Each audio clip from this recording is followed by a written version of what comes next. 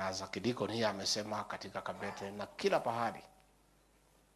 Mimi mwenyewe alinipatia bus, akaniambia nipatie kanisa ile ninapenda, and I donated it to Mehote Parish. I've seen Reverend Ken here na watu ya Mehote.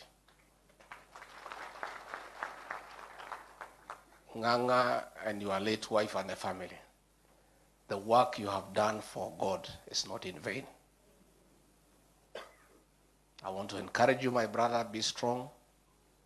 Take good care of these children the way Lucy would have wanted, and stay together as a family. You have many friends like ourselves. We are there. And I say, probably, what has happened to us in leaving office, at least the positive thing is that now we have enough time for friends like Nganga. Anything happens has a bad side and a good side. We have a lot of time for friends. And friends are important, let me tell you. Friends are very, very important. And there are not many genuine ones. Wakipita tano wewe uko na bahati. Kwa hivyo sisi tuko na nafasi ya kutembelea marafiki. Last Sunday I spent a lot of time with the bishops. I didn't have time reading the Bible, looking at various interpretations, and we shall be able to do that all the time. Here is real. He started as an attendant in a car wash, and he has grown with his wife.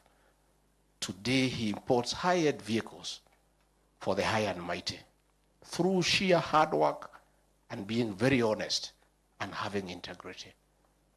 I want to tell our people, much as difficult things are economically, just work hard. Work hard and be honest. Some of us have gotten in a lot of trouble because of being truthful. But I want to tell you, even the Bible says, the truth shall set you free. So as I wind up, so that I introduce the leaders here, I want to tell the people of our region not to get worried. Many people are calling me, oh, what's going to happen? Please, don't worry. Our community is very unique, and many people are shocked.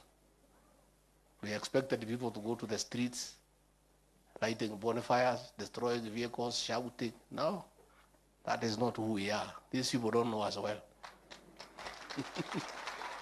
As when we feel offended, we feel bad, we keep quiet. Si ndio? Mtaendelea kunyamaza? Keep quiet. Say nothing. And if you feel so strongly you must express yourself, do it through song and dance.